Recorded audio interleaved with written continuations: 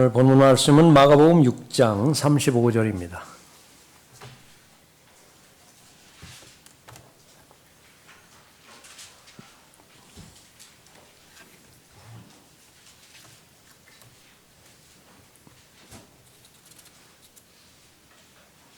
그래서 35절부터 44절까지 받들겠습니다. 날이 이미 저물었을 때 제자들이 주께 나와 말씀드리기를 이곳은 외딴 곳이요 이미 때도 저물었으니 무리를 보내어 근처 시골과 마을들로 가서 빵을 사 먹게 하소서. 그들에게는 먹을 것이 아무것도 없나이다라고 하니라. 주께서 대답하여 그들에게 말씀하시기를 너희가 그들에게 먹을 것을 주라고 하시니 그들이 주께 말씀드리기를 우리가 가서 200데나리온어치의 빵을 사서 그들에게 먹으라고 주리까라고 하니라. 주께서 말씀하시기를 빵이 몇 덩어리나 있는지 가서 알아보라고 하시니 그들이 알아보고 말씀드리기를 빵 5덩어리와 물고기 2마리가 있나이다라고 하더라. 주께서 제자들에게 명하여 사람들을 모두 때를 지어 푸른 풀밭에 앉게 하시니 그들이 100명씩 혹은 50명씩 때를 지어 앉더라. 주께서 빵 5덩어리와 물고기 2마리를 가지고 하늘을 바라보시며 축복하신 후 빵을 떼어 제자들에게 주시며 사람들 앞에 놓게 하시고 물고기 2마리도 그들 모두에게 나누어 주시니 그들이 먹고 배불렀더라. 그 후에 그 조각들과 물고기들을 거두니 12광주리에 가득 찼더라. 빵을 먹은 사람들은 남자가 약 5,000명이더라. 기도하겠습니다. 영원한 영광과 존귀 가운데 거하시는 아버지 하나님, 오늘도 준비된 찬송과 기도를 또 하나님께서 받으시고 들으셨습니다. 또 마음에서 우러나오는 또 손길도 하나님께서 받으셨습니다. 무엇보다도 부활의 증인으로서 또 목소리를 외쳐 은혜의 복음을 증거한 아름다운 그 발걸음들의 결과도 주님께 보고를 드렸습니다.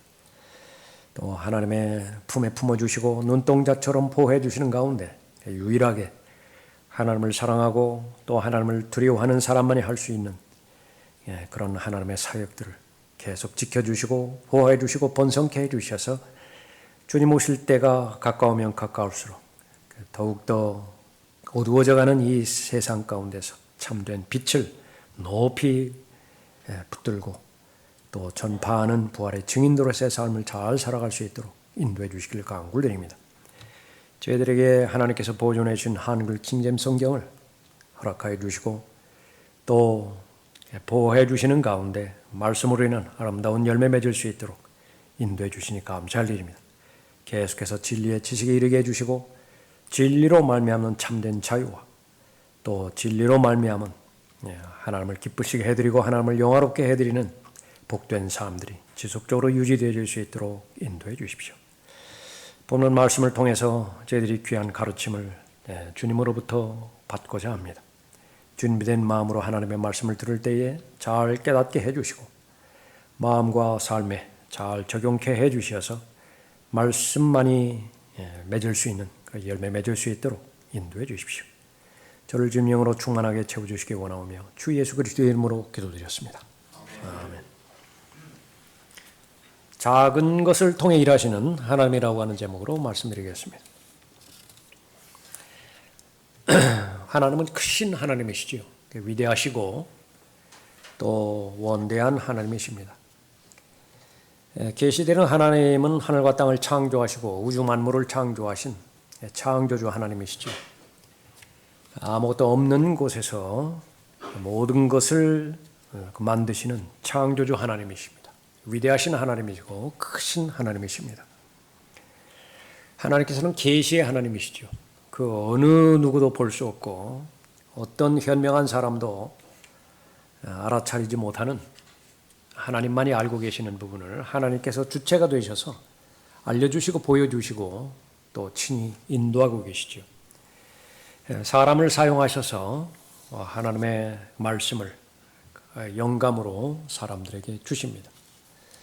최초의 원본 포함해서 오늘 우리가 가지고 있는 보존된 성경, 우리 입장에서 한글 킹제임 성경이죠.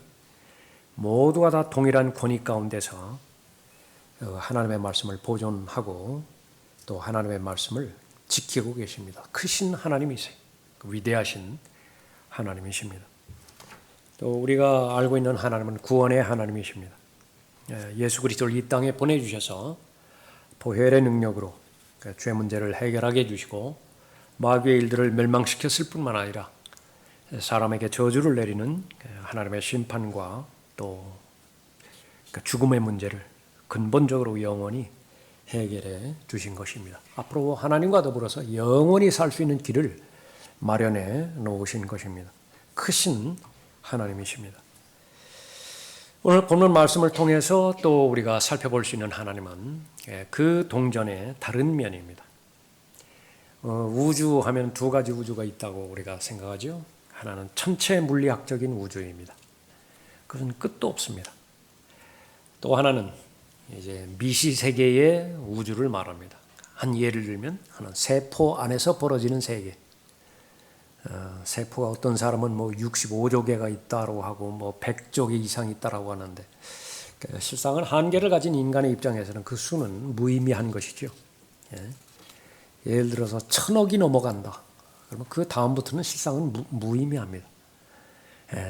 우주에 태양계가 1000억 개가 있고 그 은하계가 1000억 개가 있고 무슨 의미가 있겠어요? 그것이. 그런데 오늘 본문에 보면 가장 작은 것, 심지어는 우리들의 입장에서 본다 하더라도 그냥 스쳐 지나갈 만한 것들, 그런 것들을 하나님께서는 관심을 가지시고 또 취하셔서 하나님의 영광을 위해서, 똑같은 하나님의 영광이에요. 은하계를 통해서 받으시는 영광이 있는가 하면 아주 작은 모래알, 작은 겨자씨 그 하나를 통해서도 받으시는 영광이 있죠. 같은 하나님이십니다. 작은 것을 통해서 일하시는 하나님이십니다. 큰 것을 통해서도 일하시는 하나님이실 뿐만 아니라 어떤 하나님이신 것인가? 작은 것을 통해 일하시는 하나님은 첫 번째 작은 염려를 해결해 주시는 하나님이십니다. 35절 보십시오. 날이 이미 저물었을 때 제자들이 주께 나와 말씀드리기를 이곳은 외딴 곳이요 이미 때도 저물었으니 무리를 보내어 근처 시골과 마을들로 가서 빵을 사 먹게 하소서. 그들에게는 먹을 것이 아무것도 없나이다라고 하더라. 먹을 것에 대한 문제이죠. 염려가 됩니다. 걱정이 돼요. 계속해서 우리가 알고 있는 것처럼 사람들이 호수 건너편에 가 계신 예수 그리스도를 따라왔죠. 바로 예수 그리스도를 알아보고 더 듣고자 또 함께하고자 주께로 왔습니다. 제자들을 쉬게 하기 위해서 부르신 예수님의 의도와는 다르게 더 바빠졌습니다. 그래서 그 무리들의 영적인 상태를 하나님께서 불쌍히 여기시고 제일 먼저 하신 일이 불쌍히 여기시고 가엾게 여기시는 그 근본적인 대책은 가르치시는 일이었습니다. 물고기를 주는 것도 중요하지만 물고기를 잡는 것, 그것이 더 중요하다고 하죠. 그 원리는 예수님께도 그대로 적용이 되었던 것입니다. 많이 가르치시니까 어느덧 시간이 많이 흘렀습니다. 35절에 보니까 날이 이미 저물었을 때, 그래서 이르면은 오후 5시, 늦으면 오후 7시경 그렇게까지 되었습니다. 이미 저녁 때가 지났어요. 그러니까 제자들이 가만히 살펴보니까 이 시간이 더 늦어지면 예수님의 가르침은 끝날 것 같지 않고요. 당장 급한 것이 먹는 문제인데 더 이상 날이 어두워지면 먹을 음식을 찾지 못하게 될 것입니다. 제자들의 입장에서는 당연하죠. 마르다와 마리아, 우리가 오해하지 말아야 될 것, 둘 다 중요한 것이에요. 마르다 중요하고 마리아의 그 자세와 태도도 중요한 것입니다.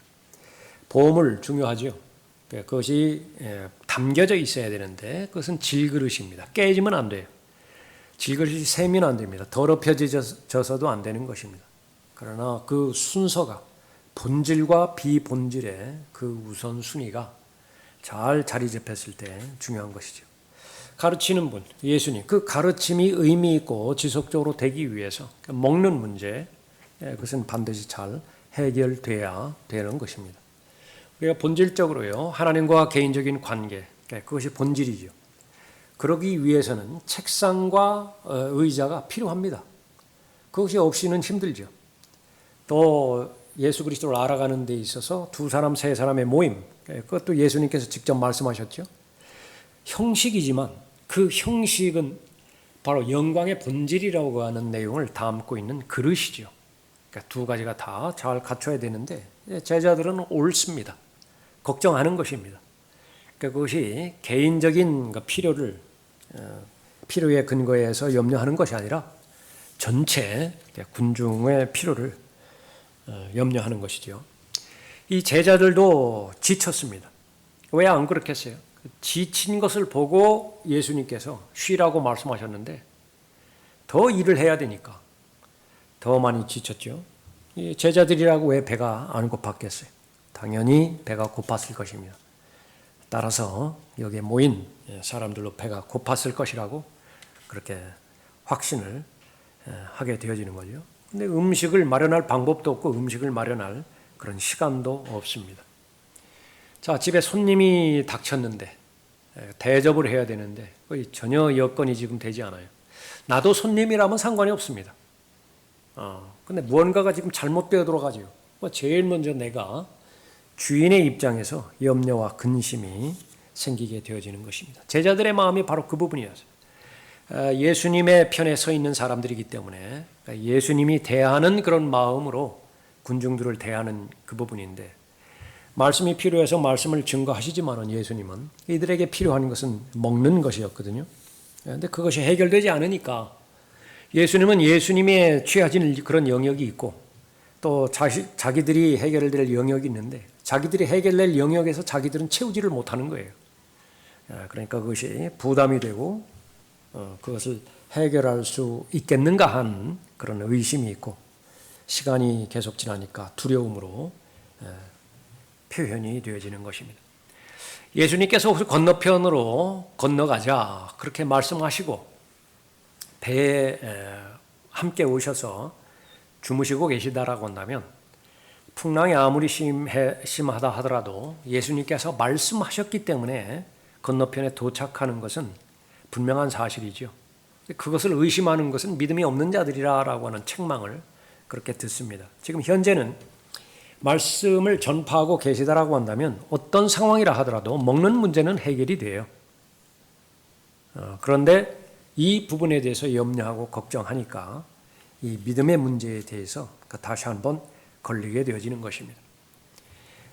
이 제자들의 입장에서 보면은 우리는 10분 이해가 되어지는 것입니다. 우리라도 그렇게 되어지는 거죠. 우리 모두에게는 하루하루 살아가는 데 있어서 염려가 있고 의심이 생길 수 있는 여건이 있고 또 그것이 지속이 되어지면 두려움으로 그렇게 다가오기도 합니다. 알려지지 않은 것에 대한 두려움. 그러니까 내일은 알려지지 않았죠. 그러니까 막연히 두려워하는 두려움도 있습니다. 그것이 타락한 인간이 가지고 있는 모든 공통점인 것입니다. 의심이 되어지고 또 염려하는 것. 그것은 막연하게 그냥 부끄러워할 일만은 아니에요. 그냥 본성입니다. 마치 시험에 대해서 우리가 공부할 때처럼 비정상적인 생각이 내 마음 가운데 들어오는 것. 그것은 죄가 아니에요. 어떻게 반응하느냐 그 부분에 달려있는 것이죠. 의심 역시 마찬가지입니다. 의심은 계속 들어오게 되어 있고 불안과 또 두려움 역시 마찬가지로 우리 마음 가운데 들어오게 되어 있습니다. 그러니까 그때에 어떻게 반응하느냐 우리가 믿음으로 대하면 되어지는 거죠. 예수 그리스도께 나가면 되는 것입니다. 제자들은 두려움 가운데서 예수 그리스도께 해결책을 제시해야 되는데 믿지 못했던 것입니다. 그렇기 때문에 이 두려움을 가지고 있는 제자들, 예수님의 방법대로 해결해 주시는 것이죠. 약속의 땅 가나안 땅 바로 직전에 카데스 바네아까지 갔을 때에 10명의 정탐꾼들이 그 직접 두 눈으로 본 거인들을 보고 의심을 하게 되었죠. 지금까지 인도해 주신 하나님을 나는 부인하지는 않는다. 그러나 지금 내가 본 환경과 내가 대비될 여건 그것은 바로 하나님께서도 해결하실 수 없는 부분입니다. 다른 모든 부분에 있어서는 하나님은 계시지만, 역사하시지만 이 부분에서만큼은 하나님은 배제될 수밖에 없다. 그렇게 말하는 것입니다. 염려가 들어왔을 때 계속 염려를 붙잡고 있는 것, 그것은 불신이죠. 그것은 냉정한 입장에서 바로 하나님을 믿는 것이 아니라 그 순간만큼은 무신론자가 되어지는 것을 말하는 것입니다. 그때의 해결책은 바로 기탄 없이 주님께 상의 드리는 것입니다. 내가 가지고 있는 의심, 두려움, 염려, 그것이 무엇이었든지 간에 어떤 종류였든지 간에 내가 가지고 있으면 더 커질 수밖에 없습니다. 더 공격적으로 나를 공격할 수밖에 없어요. 그것이 속성입니다. 그러나 그것이 무엇이었든지 간에 바로 예수님께 가지고 가서 예수님께 드린다라고 한다면 예수님의 능력으로 그 문제는 해결되는 것입니다. 해결되지 않을 문제는 없는 것입니다. 아무것도 없는 가운데서 빛이 있으라 말씀하신 분이에요. 무에서 유를 창조하신 분이죠. 그런데 지금 내가 닥친 필요, 그것들을 비교해 볼 때 그것은 비교가 되지 않는 것이죠. 사드락과 메삭과 아벳느고를 여러분 잘 알고 계시죠.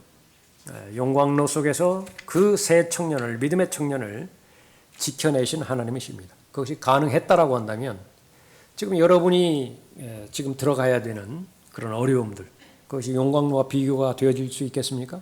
설령 비교가 되어진다 하더라도 그 믿음의 사람들을 구출하셨다라고 한다면 변하지 않는 하나님이시기에, 죽지 않으시는 하나님이시기에 구할 수 있는 것입니다. 그러나 비교가 될 수 없는 어려움과 또 의심들이죠. 우리가 가지고 있는 부분들은 하나님께는 문제될 것이 없는 것입니다. 사자굴에 들어간 다니엘을 우리가 생각해 봅니다. 모두가 다 죽으면 죽으리다라고 하는 심정으로 들어갔습니다. 그러나 그 죽음에 앞서서 옳기 때문에 내가 하나님 편에 선 것이죠. 그렇다고 한다면 그 동기에서 만나게 되지는 죽음은 그런 거룩한 죽음입니다. 그런 복된 죽음이에요. 그 죽음을 통해서도 하나님 앞에 영광을 돌릴 수 있는 것이죠. 그러한 마음으로 들어갔을 때에 바로 사자굴에서 지켜내신 분이십니다. 그것이 살아계신 하나님이라고 한다고 한다면 바로 여러분도 돌보실 거예요. 문제될 것이 전혀 없는 것입니다. 광야에서 200만 명이 넘는 유대인들을 40년 동안 먹이신 분이라고 한다면 옷과 신발에 대해서 걱정하지 않게 하신 분이라고 한다고 한다면 환경을 한번 비교해 보죠. 그들이 걸어갔던 광야는 제일 1차적으로 사람이 살만한 장소가 아니지 않습니까? 우리가 거하는 이 부분은 그래도 살만하잖아요. 거기서부터 비교가 되어지는 거죠. 지금 내가 어려움을 겪고 있는 그 기간을 생각해 봤을 때 아무리 길게 쳐본다 하더라도 40년에는 미치지 못할 것이에요. 그러나 그들은 40년 동안 하나님께서 돌보셨던 것이죠. 기적적인 방법으로 하늘에서 음식을 내리시고 메추라기를 보내주시고 바위에서 물을 내시고 더위를 피하는 방법, 또 추위를 피하는 방법, 그것이 하루 이틀 한두 달이라 하더라도 그것이 이해가 되어지는데 자그마치 40년이나 보호를 하신 분이시죠. 그런데 동일하신 하나님이에요. 계시된 하나님은 동일하신 하나님이시다. 그러니까 나의 하나님이기도 하죠. 아무것도 문제될 것이 없는 것입니다. 죄악으로부터 구원하신 하나님이시라고 한다고 한다면 돌보지 못하실 영역이 없는 부분이죠. 지금 현재 무엇이 의심스러운 것인가? 무엇이 나를 두렵게 만드는 것인가? 아니면 어떤 부분에는 꼭 꼬집어서 말할 수 없는다 하더라도 내가 짚히지는 않지만은 어두운 부담스러운 두려움이 있다라고 한다면 그 어느 것도 좋아요.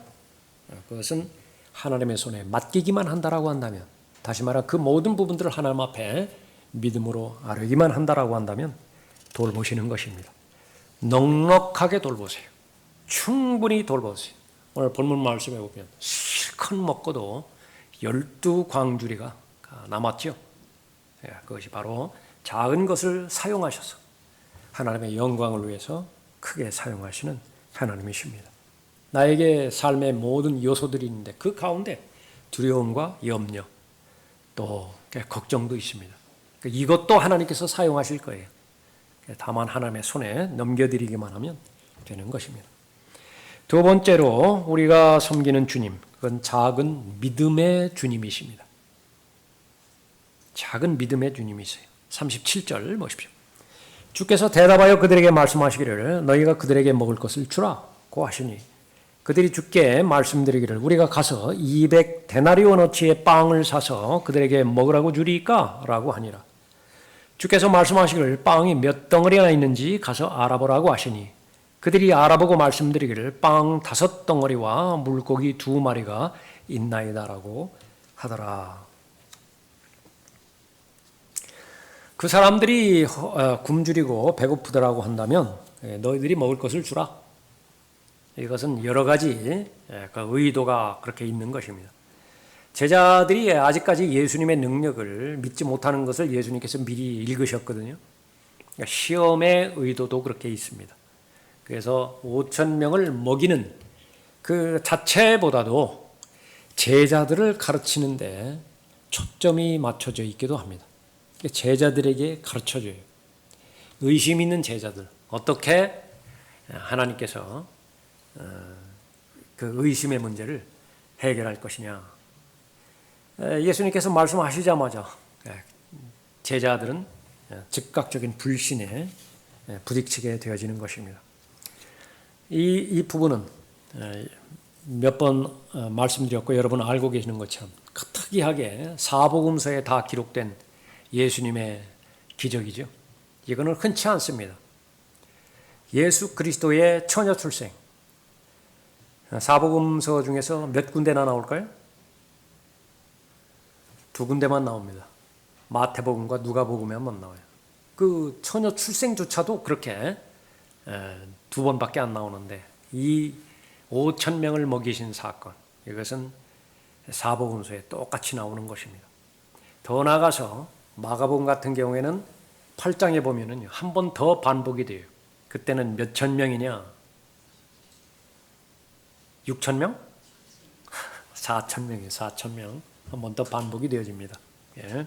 그래서 이 부분은 성경이 기록될 때에 초점은요, 사복음서를 읽을 때조차도 예수 그리스도의 재림에 맞춰서 이 사복음서를 읽으면은 또 다른 영역이 보여지기 시작합니다.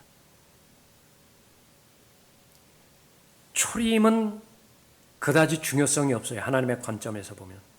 재림이 이제 완성이 되어지는 것입니다. 그래서 이 5,000명을 먹인 이 사건은 대환란 때 다시 반복이 되어지죠. 그런데 본래는 반복이 되어질 필요가 없어요. 이때 일어나면 됩니다. 이때. 예. 그러면 이때 일어나기 위해서는 어떻게 되는 것이냐. 계속 가능성이 주어지는 것이 유대민족 전체가 민족적으로 국가적으로 자신들의 메시아인 예수 그리스도를 거부하는 시점이 십자가예요. 십자가에서 완전히 거부해버린 거예요. 1차 거부죠. 그것이. 그때까지는 계속 예수 그리스도를 메시아로 영접할 가능성이 지금 놓여져 있는 것이죠. 그래서 지금 이 부분이 가장 이상적이라고 한다면 이것이 반복되지 않고 5,000명을 먹이는 광야에서 먹이는 이 부분이 반복되지 않고 즉각적으로 초림과 재림이 연결이 되어지는 것입니다. 자, 그러한 맥락에서 사복음서에 다 기록이 되어 있습니다. 그러니까 요한복음에서는 이제 빌립이 나옵니다. 빌립이 무엇이라고 하는 것이냐? 각자가 조금씩 먹는다 해도 200데나리오너치의 빵으로도 부족하리다라고 그랬어요. 데나리온, 하루 품삯이죠. 하루 품삯입니다. 얼마에 해당되는 것이냐? 그것보다는 그냥 하루 품삯으로 정하면 되죠. 오늘날 받는 품삯 얼마인지는 모르지만은 200일 동안 받는 품삯이에요. 그럼 보통 200일 하면은 거기에 유급 휴가가 며칠 포함이 됩니까? 한 30일 포함되나요? 그럼 유급 휴가 없다고 칩시다. 그럼 200일 동안 그 임금에 해당되어지는 그것이죠. 상당한 그런 돈이죠. 근데 그것만으로도 200데나리오너치도 충분하지 않다 그렇게 말하고 있습니다. 지금 여기서 중요한 것은 뭐냐면 기적과 믿음은 별개라고 하는 사실입니다. 예수님께서 물을 포도주로 그렇게 바꾸시는 것을 보았죠. 별 의미가 없어요. 지금 여기까지 오는 동안에 얼마나 많은 기적들을 지금 베풀었습니까? 치유하면 치유의 기적, 살리는 것이면 살리는 것에 대한 기적, 마귀들을 쫓는 것이라고 한다면 마귀들을 쫓는 것에 대한 기적. 아무리 많이 보여준다 하더라도 그 부분에 대해서 믿지 못하는 것입니다. 요한복음 6장에 가보면 바로 예수님께서 신랄하게 아주 책망하시죠. 너희들 나를 찾는 것. 그것은 기적을 보아서가 아니라 빵 때문이라. 그 다음에 기적을 베풀어 주신 다음에 예수님께서 자신을 더 계시해 주시죠. 나는 하늘에서 내려온 살아있는 빵이라. 저게 무슨 말이냐? 그건 뭐냐면 우리가 살아가는 일상생활하고는 아무런 관계가 없는 말이에요. 우리에게 필요한 것은 먹을 것과 입을 것이라고요. 의식주예요. 의식주에 해당되어지는 것만 우리를 돌보십시오. 그 나머지 것들, 진리가 어떻고, 정의가 어떻고, 그 다음에 또 다가오는 왕국이 어떻고, 이런 거는 나하고는 관계가 없는 것입니다.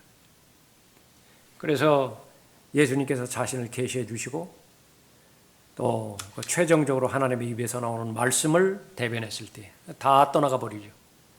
그 떠나가 본 사람들이 일반 사람이 아니라 제자들이었어요. 제자들도 다 떠나갑니다. 예수님께서 12명을 보고 너희도 가려느냐? 그렇게 물을 정도로 기적을 통해서는 믿음이 형성되지 않는 것입니다. 문둥병자를 치료하고 또 그 극심한 폭풍을 가라앉히고 불치의 병을 앓는 사람들을 치유해주고 죽은 사람들을 일으켜주고 아무런 의미가 없는 것입니다. 중요하지 않는 것입니다. 이 사람들을 나무랄 것만큼은 아니라고 하는 것이 똑같은 불신의 요소가 우리에게도 있기 때문에 그렇습니다. 우리에게 있을 뿐만 아니라 더 악화되기도 하죠. 최소한 이들이 믿었던 믿음만큼이나 믿어도 아주 대단한 믿음일 것 같아요. 이 시대는 더 어려운 때라고 말씀하고 있는 것입니다. 우리가 주님께 가지고 갔던 믿음, 그것은 아주 보잘것없는 믿음이고 작은 믿음입니다. 우리가 구원을 받았을 때 얼마나 망설이면서 구원을 받았겠는가. 그런데 하나님 편에서 보면 그것이 그렇게 기뻐하실 수가 없었다고 베드로전서 1장 8절 이후에서 말씀하시죠. 왜 그렇습니까? 한 번 본 적도 없고 그 음성을 들은 적도 없고 또 경험한 적도 없는데 단순히 말씀을 믿은 거예요. 전파되어지는 하나님의 은혜의 복음을 마음으로 받아서 내가 믿겠다라고 의지를 주님 앞에 드린 것이죠. 하나님을 아주 기쁘시게 해드렸다고. 작은 믿음입니다. 그 작은 믿음으로부터 시작해서 오늘 이 시간에 이르기까지 믿음이 형성될 때까지 다른 사람의 믿음에 대해서 평가하는 것은 어떻게 될지 모르지만 거의 대부분 자신의 믿음을 평가할 때는 못마땅할 거예요. 내 믿음이 이 정도밖에 안 되는 것이나 그렇게 못마땅할 것입니다. 그런데 그것도 하나님의 은혜 가운데서 형성된 그런 믿음이죠. 그런데 그 믿음이 형성될 때까지 얼마나 많이 의심하고 얼마나 많이 또 실수를 반복하고 실패를 반복하고 그래서 또 다져져서 그런 믿음까지 오게 되었는가. 그러나 하나님 보시기에는 그 믿음보다도 더 기뻐하시는 대상이 없는 것입니다. 그런데 그것은 작은 믿음부터 시작되는 것입니다. 계속 강조하는 것은 바로 겨자씨 하나일 만한 믿음이에요. 너희에게 겨자씨 하나일 만한 믿음이 있다면 너희가 이 산에게 말하여 여기서 저리로 옮겨져라 하면 옮겨질 것이요 또 너희에게 불가능한 일이 전혀 없을 것이니라. 벙어리 영을 지닌 아들이 있었죠. 그 아버지가 얼마나 답답했겠어요. 그 아버지에게 예수님께서 말씀하십니다. 네가 믿을 수만 있다면 믿는 사람에게는 모든 것이 가능하니라고 하니 곧 그 아이의 아버지가 울부짖으며 눈물로 말하기를 주여 내가 믿나이다. 나의 믿음 없음을 도와주소서. 마가복음 9장 23절 말씀이고요. 진실로 내가 너희에게 말하노니 너희에게 믿음이 있고 의심하지 않으면 이 무화과 나무에게 일어났던 일을 할 뿐만 아니라 이 산더러 옮겨져 바다에 빠지라고 말하여도 그렇게 되리라. 또 기도할 때에 무엇이든지 너희가 믿고 구하는 것은 다 받으리라. 마태복음 21장 21절 이후의 말씀입니다. 내가 볼 때 별로 대수롭지 않은 것 같지만은 하나님 보시기에는 작은 믿음이라 하더라도 귀히 여기시는 것입니다. 작은 믿음을 가진 사람 한 사람 한 사람 하나님께 소중한 것입니다. 외모로 판단하지 말라라고 하는 그 부분은 우리가 아주 명심해야 될 그런 그 부분입니다. 그 믿음이 온전하지 못한 믿음 같고 믿기는 믿어도 왜 이렇게 의심이 해결되지 않은 상태에서 믿을 것이냐, 그런 믿음이라 하더라도 하나님께서 받으신다는 사실을 우리가 알아야 되는 것입니다. 믿음이 연약한 자 어떻게 대할 것이냐, 여기서 믿음이 연약한 자 그렇게 말했을 때 다 아는 거죠. 누구나 다 알아요. 저 사람의 믿음이 연약해요. 어떻게 대할 것이냐 그 사람을. 믿음이 연약한 자를 너희가 받아들이되 의심스러운 쟁점을 피하라. 어떤 사람은 모든 것을 먹을 믿음이 있지만 연약한 사람은 채소만 먹느니라. 먹는 자는 먹지 못하는 자를 업신여기지 말고 또 먹지 못하는 자는 먹는 자를 판단하지 말라. 이는 하나님께서 그를 받으셨습니다. 남의 종을 판단하는 너는 누구냐? 어디나 주제를 파악하는 것이 중요하죠. 주제를 파악하는 것이 중요합니다. 내가 누구냐? 나는 하나님과 관련돼서 나를 설명할 수 있는 사람이어야 되죠. 근데 주제 파악을 하지 못하면 이제 어떻게 돼요? 주제 넘는 짓을 해요. 똑같은 말입니다. 남의 종을 판단하는 너는 누구냐? 그러니까 실제로 나를 살피고 나를 성찰하고 그러기에도 바쁜데 정신없는데 남의 종을 판단할 그런 여력이 어디 있느냐? 그가 서거나 넘어지는 것이 자기 주인에게 있느니라. 실로 그가 서게 되리라. 이는 하나님께서 그를 서게 하실 수 있기 때문이라.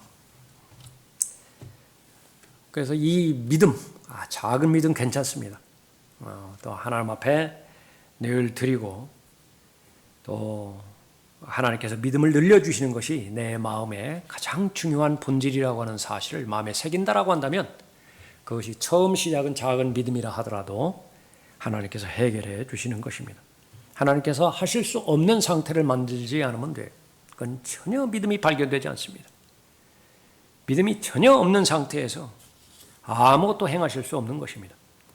오직 믿음으로 구하고 아무것도 의심하지 말라. 의심하는 자는 마치 바람에 밀려 요동하는 바다 물결과 같으니 그 사람은 주께로부터 어떤 것이든 받으리라고 생각하지 말라. 처음부터 흔들리지 않는 믿음을 소유하는 것은 드문 일입니다. 거기는 의심이 섞여 있게 만들기요. 그러면 있는 그대로를 하나님 앞에 알려드리는 것이 너무 중요한 거예요. 필립과 같이요. 자신의 생각을 우선 하나님 앞에 말씀드리세요. 200데나리온어치 그 부분을 구입한다 하더라도 부족할 것입니다. 일단 표현을 하라고 말씀을 드리리요. 내 안에 있는 불평과 불만이 있다라고 한다면 그것마저도 하나님 앞에 말씀을 드리는 것입니다. 의심의 동기가 아니라 불신의 동기가 아니라 하나님의 도움을 요청하는 겸손한 마음의 상태에서 말씀을 드린다라고 한다면 그 상황을 통해서도 믿음을 형성케 해주시는 것입니다. 작은 것들을 통해서 일하시는 하나님. 마지막 세 번째는 가진 것을 받아 크게 쓰시는 하나님이십니다. 39절 보십시오. 주께서 제자들에게 명하여 사람들을 모두 때를 지어 푸른 풀밭에 앉게 하시니. 여기서 그 푸른 풀밭이 광야입니다. 그 무슨 고비 사막, 사하라 사막 그런 사막이 아닌 것은 우리가 알고 있죠. 광야입니다. 풀밭이 있고요. 거기 앉을 수 있고 그런 부분을 말합니다. 환경이. 40절에 그들이 100명씩 혹은 50명씩 때를 지어 앉더라. 질서를 유지시키는 것입니다. 질서에 하나님이 이제 나눠주실 텐데 바로 그 나눠주는 과정을 다 계산하시고 열을 지어서 하는 것입니다. 몇 열 정도예요? 제일 늦게 제대하신 병사 몇 열 정도예요? 뭐 생각할 거 없어요. 다 잊어버리세요. 그럼 100명씩 50명씩 때를 지어서 그렇게 하는 것입니다. 지금 몇 명이죠? 남자들만 5,000명인데 좋게 10,000명에서 15,000명 정도 될 것입니다. 이러한 횡렬이요 최소한 200개는 될 것이라. 어마어마하죠. 어마어마하다. 말이 200만 명이 넘는 사람들을 만나러 그렇게 공급해 주시는 것인데요. 그러니까 누군가가 그냥 그 부분을 계산해 봤더니 그냥 컨테이너 박스 있잖아요. 그러니까 최소한 200대의 컨테이너 박스 트럭, 그것이 하루마다 그렇게 계속 와 있어야 되는데 그것이 계속 40년간 지속이 돼야 되는 그런 부분입니다. 현실이죠. 이 부분이 현실. 이 자유주의자들이 이 말씀을 방해하는 데 있어서 이것은 환영이다. 그런 이제 공격이 있어요. 이것은 실제로 나누어준 것이 아니라 그런 그 환영. 그러나 환영을 아무리 많이 본다 하더라도 실제로 배가 부르나요? 그거는 아니라. 또 하나의 그 부분들은 이제 이 소년이 빵 5덩어리하고 또 물고기 2마리를 내놓았는데 그것을 사람들이 지켜보고 양심에 찔렸다고. 그래서 지금까지 숨겨놓았던 자기 도시락을 다 꺼내놓았다. 참 부럽죠? 그런 말들을 그렇게 할 수 있는 것이. 그러니까 현실입니다. 41절에 주께서 빵 5덩어리와 물고기 2마리를 가지고 하늘을 바라보시며 축복하신 후 빵을 떼어 제자들에게 주시며 사람들 앞에 놓게 하시고 물고기 2마리도 그들 모두에게 나누어 주시니 모두가 먹고 배불렀더라. 그 후에 그 조각들과 물고기들을 거두니 12광주리에 가득 찼더라. 광주리가 몇 개라고요? 12광주리. 사도들은 몇 명인가요? 12명. 이거는 네가 맡아라. 속으로 이 의심 많은 제자야. 이거는 네가 맡아라. 속으로 또 이 의심 많은 제자야. 또 그렇게 설명하기도 그렇게 하는 부분인데 어쨌든 모두 결과가 자신의 의심, 두려움, 걱정 이 부분들을 하나님께 예수님께 맡겼더니 예수님께서 그것을 가진 것을 받아서 크게 쓰셨다 말씀하십니다. 빵을 먹은 사람들은 남자가 약 5,000명이더라 그렇게 말했습니다. 빵 5덩어리. 오늘 점심에 잡수신 그런 빵은 아니에요. 그냥 애들이 먹는 무슨 비스킷 종류 그 정도를 말한다. 물고기 이것도 마찬가지죠. 뭐 큰 멸치 정도 생각하면 될 것 같아요. 멸치 중에서 큰 멸치 있죠. 그 정도. 그 작은 것들을 가지고 하나님께서는 하나님의 영광을 위해서 잘 사용하신 것입니다. 제자 중 한 사람인 시몬 베드로의 형제 안드레가 주께 말씀드리기를 여기 한 소년이 보리빵 5덩어리와 작은 물고기 2마리를 가지고 있나이다.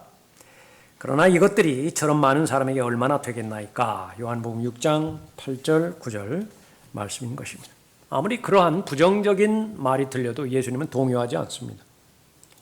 그래서 방금 읽은 것처럼 구체적으로 때를 지어서 안치지요. 열을 맞추어서 맞추는 것입니다. 그러니까 이 그림을 어떻게 원상 돌리면 밭에 보면 무 심죠, 배추 심죠. 아까 이 아마추어 농부들은 막 들쭉날쭉 심는데 프로 농부들은 어떻습니까? 쫙 그 줄 맞춰서 그렇게 심지요. 그 모습이에요. 때를 이어서 그렇게 앉혔다라고 하는 그 부분은 예수님께서 그 5덩어리를 취하십니다. 그리고 축복하시죠. 그것이 얼마나 작은 양이었겠어요. 그런데도 불구하고 하나님께 감사기도 드리는 것입니다. 이 부분을 복 주시라고 축복기도 하는 것입니다. 위축되지 않으시는 거예요. 우리에게 좋은 교훈을 주시기도 하죠. 빵을 떼기 시작하시더라. 이게 부수는 거예요. 빵을. 그러니까 지금 이렇게 쭉 열을 지어서 앉았다고 한다면, 그 모습을 그려본다라고 한다면 이제 그 제자들이 쭉 나오겠죠. 제자들이 나오면 그걸 계속 떼어주는 것입니다. 그걸 부수는 거죠. 빵을 계속 부수어서 사람들에게 나누어주는 것입니다. 우리가 이 부분을 통해서도 알 수 있는 것은 하나님으로부터 쓰임 받기 위해서는 이제 부서지는 과정이 필수적이에요. 하나님의 손에 붙잡혀야 되고 하나님께서는 그것을 그대로 사용하실 수가 없습니다. 무용지물이기 때문에 그것을 잘게 부수어야 돼요. 그리고 다시 빚으십니다. 그 과정을 통해서 이제 하나님의 목적대로 하나님의 계획대로 잘 쓰임을 받게 되어지는 거죠. 중단이 되지 않습니다. 결코 고갈이 되지 않아요. 계속해서 빵은 늘어나고 또 물고기도 그 필요가 다 채워질 때까지 계속해서 그 필요가 충당이 되어지는 것입니다. 한나가 이 사무엘을 얻었을 때 그 사무엘을 하나님 앞에 바치죠. 처음에는 그 부분이 잘 이해가 안 갔어요. 하나님께 바치려면 뭐하러 구했을까? 또 이렇게 하나님께서 번성케 해주신 것을 하나님 앞에 드린다라고 한다면 그게 잘 이해가 안 갔습니다. 하나님 앞에 드릴 거면 뭐하러 달라고 했을까? 지금 이 소년, 작은 것을 하나님 앞에 드렸더니 그것과는 비교할 수 없을 정도의 양으로 하나님께서 축복해 주시고 또 복 주셨다라고 하는 그 부분을 알 수 있죠. 그리고 남은 부분이 최소한 12광들이나 더 남았습니다. 차고 넘치는 것이죠. 한나가 첫 아이를 하나님 앞에 바쳤을 때 얼마나 많은 다른 또 자녀들을 복 주셨나. 그 다른 자녀들이 없다 하더라도 가장 귀한 것은 바로 하나님 앞에 드림으로 인해서 하나님께서 전적으로 그 아이를 사무엘을 사용하셨다라고 하는 그 사실 자체가 복된 사실인 것이죠. 작은 것을 하나님 앞에 드릴 때, 예수님 앞에 드릴 때 그것을 기꺼운 마음으로 받으셔서 하나님의 영광을 위해서 사용하신다라고 하는 사실입니다.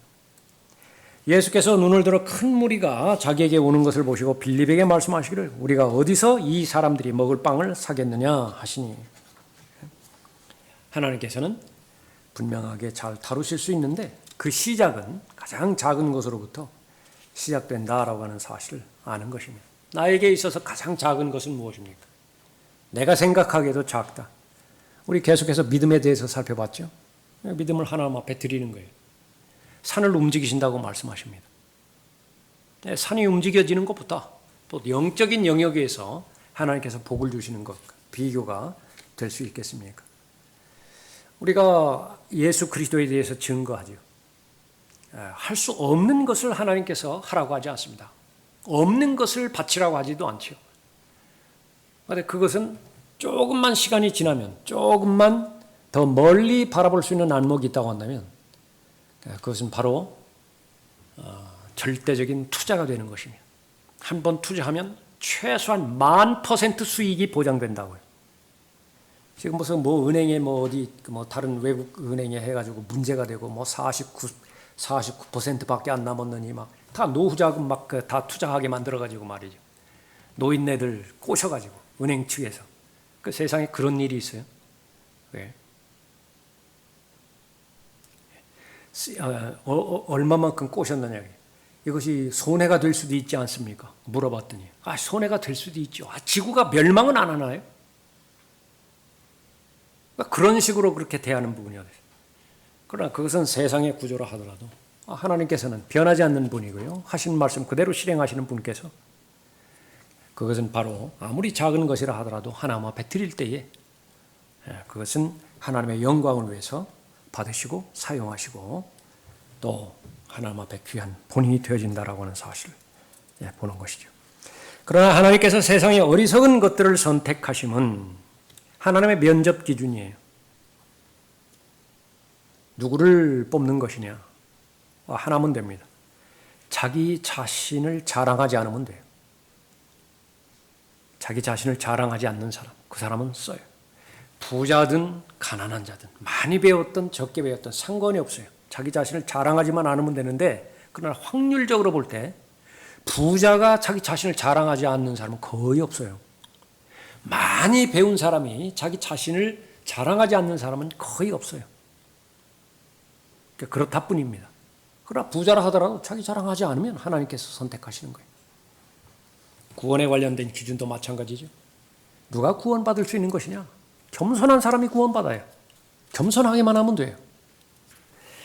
그러나 하나님께서 세상의 어리석은 것들을 선택하시면 지혜로운 자들로 부끄럽게 하시려는 것이요, 하나님께서 세상의 약한 것들을 선택하시면 강한 것들을 부끄럽게 하시려는 것이라.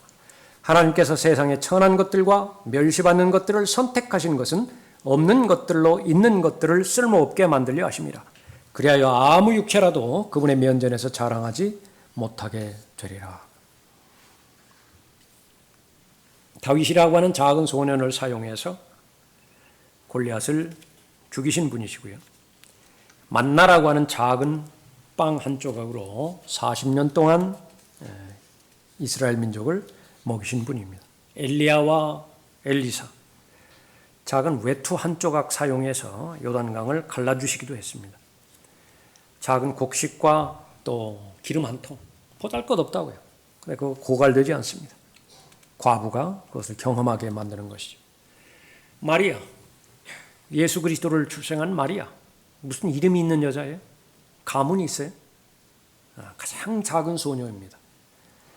세상에 태어날 하나님, 처녀로부터 출생하고자 하는 이사야 7장 14절의 예언의 말씀을 성취한 것이죠. 이 사람들 뿐이겠습니까? 모든 사람이 다 똑같습니다. 그 믿음으로 우리가 오늘 이 시간에 여기까지 오게 된 것입니다. 오늘 주님 앞에 드릴 것이 무엇이 있겠는가? 아무리 살펴보다 나는 드릴 것이 없을 것 같다. 그렇지는 않아요. 가장 작은 것, 하나님 앞에 드리는 것입니다. 우리 헌금 기도할 때, 우리 헌금하는 기도하는 분들이 작은 예물을 하나님 앞에 드립니다. 그 의도를 다 잘 알지요? 작은 예물을 하나님 앞에 드립니다. 다음부터는 작은 예물이라고 하지 마세요. 그냥 예물 드립니다. 왜냐하면 사람의 기준하고 하나님의 기준하고 다른 것이에요. 그것이 사람 기준에 아무리 작아 보인다 하더라도 하나님 편에서 보면 전체를 다 드리는 사람도 있거든요. 아무리 작아 보인다 하더라도 하나님의 관점, 거기서는 그 위대한 것입니다. 가장 커다란 것입니다. 예수님은 아무 매개체 없이 군중들을 먹이실 수 있어요. 얼마든지 먹이실 수 있습니다. 왜 그러냐면 과거에 경험이 있었잖아요. 하늘에서 만나 내려주셨잖아요. 거기에 무슨 사람의 도움이 필요합니까? 그러나 하나님의 방법은 사람을 사용하시는 거예요. 그 작은 소년이 하나님 앞에 드림으로 인해서 그 작은 소년을 사용하신 것입니다. 빵 5덩어리와 작은 물고기 2마리, 그것을 사용하셔서 5,000명이 먹는 사람들을 사용하시는 것입니다. 은사가 없는 사람은 없습니다. 하나님의 말씀이 진리라고 한다면 은사가 없는 사람은 없어요. 최소한 한 가지 이상 은사가 있습니다. 은사와는 다르게 재능이 없는 사람도 없죠. 재능이 없으면요, 이 세상을 살지를 못해요. 먹고 살지를 못한다고요. 참새를 돌보시는 하나님이시라고 한다면 사람도 돌보시겠죠. 돌보시는 방법은 재능을 주시는 거예요. 먹고 사는 그런 기술을 주고 계시는 것이죠. 그것을 하나님 앞에 드린다라고 한다면 바로 하나님께서 그것을 받으셔서 잘 사용하시는 것입니다. 똑같은 소년이 있었는데 받은 재능도 비슷하고 또 가정 환경도 비슷한데 그 결과 어떻게 하나님께서 주신 은사를 사용했느냐, 극과 극으로 맺은 2가지 예를 라크만 목사님이 소개하고 있습니다. 둘 다 미국 남부 출신인데요. 한 소녀에게는 뛰어난 음악적 재능이 있었습니다. 아주 이 축구라든지 이런 그 예능, 여기에 관심이 있었는데 고등학교 때 축구 선수로 뛰려고 한다면 그 긴 머리를 잘라야 된다라고 하는 규정, 그것이 마음에 안 들어서 축구 선수가 되지 않았고요. 그 다음에 그것을 이렇게 재능 있는 사람들을 찾아 나는 사람들, 그걸 뭐 탤런트 스카우트라고 하는 모양이에요. 어떤 사람의 눈에 띄었는데 백인이면서 흑인 노래를 부르는 아주 탁월한 재주가 있다라고 그 사람을 뽑은 거예요. 그렇게 해서 그 사람이 이제 음악계에 발을 들여놓고 했는데 50이 되지 못해서 죽었습니다. 약물 그 과다로 해서 죽었는데 그것을 이 처방하는 의사, 그것은 최소한 3가지 다른 약물들을 조제로 해서 줬는데 이 사람이 그것을 5배 막 10배로 튀겨가지고서 복용을 한 거예요. 그 사람 별명을 붙여줬는데 걸어다니는 약국이라 그렇게 별명을 주었습니다. 엘비스 프레스, 그 사람 얘기예요. 또 하나 똑같이 남부 출신이에요. 어머니는 베프티스트 침례교도였고요. 또 아버지는 감리교도였습니다. 10살 때 구원을 받아서 가장 이른 나이에 설교를 시작했습니다. 스펄전도 이른 나이에 설교를 시작했죠. 밥 존스 시니어, 이 사람이 이제 밥 존스 시니어인데 역시 마찬가지로 이른 나이에 설교를 시작했습니다. 감리교도에서 그 설교를 하고 사역을 했는데 이 사람은 침례를 받은 사람입니다. 10살 때 깨달은 것이 영원히 사는 것은 내가 분명한 사실인데 그러면 어떻게 살아야 되는 것이냐, 여기에 지대한 관심을 가졌다고 해요. 그러니까 그걸 배워야 되겠다. 그러니까 그것이 바로 하나님 편에 기울어진 그런 그 삶이었죠. 그 생각이 그 밥 존 시니어의 일생을 그렇게 이끌었다라고 그렇게 합니다. 최소한 50만 명, 그것을 바로 예수 그리스도께로 인도했습니다. 좋은 동기에서 진리를 가르치고 선포하고자 하는 입장에서 밥 존스 유니버시티, 밥 존스 대학을 그렇게 설립을 했죠. 자신의 모든 능력, 가능성 하나님 앞에 바쳤습니다. 일생을 하나님께서 사용하셨고 그 결과 하나님께서 영광 받으셨고 본인에게는 감당할 수 없는 복을 받게 되어진 것입니다. 똑같이 은사를 받았습니다. 똑같이 좋은 경건한 부모 밑에서 그렇게 자랐는데 받은 은사를 가지고 그것을 하나님 앞에 드렸느냐 드리지 못했느냐에 따라서 그렇게 극과 극의 결과를 갖게 되는 것입니다. 너희가 그들에게 먹을 것을 주라. 너희가 그들에게 먹을 것을 주라. 하나님의 입에서 나오는 빵, 하늘에서 내려온 살아있는 빵, 누가 주는 것이냐? 너희가 주라고요. 그러니까 여러분에게 해당되지는 부분이죠. 세상은 이 빵을 필요로 합니다. 이 빵이 없으면 세상은 죽어요. 여러분들은 신실하게 이 빵을 잘 전달하고 있죠. 또 힘에 넘치게 이 빵을 전달하는 우리 지체들이 있습니다. 여러분들 기도해 주십시오. 그러니까 지치지 않도록 더 많은 믿음의 지경이 더 넓혀질 수 있도록, 지치지 않도록 다 힘을 낼 수 있도록 기도해 주세요. 자신이 가지고 있는 능력과 자신이 가지고 있는 자산으로는 불가능합니다. 그러나 그것이 예수 그리스도께 넘겨졌을 때, 예수 그리스도께 쓰임을 받았을 때 그것은 무엇이든지 하나님의 영광을 위해서 사용되어질 수 있다라고 하는 사실을 잘 알게 되어지는 것이죠. 계속해서 우리가 쓰임을 받고 내가 내 자신을 바라볼 때는 부족하고 마음에 안 들고 또 불만스럽고 그러지만은 그러나 우리는 하나님의 관점에서 바라보는 그 안목이 필요하죠.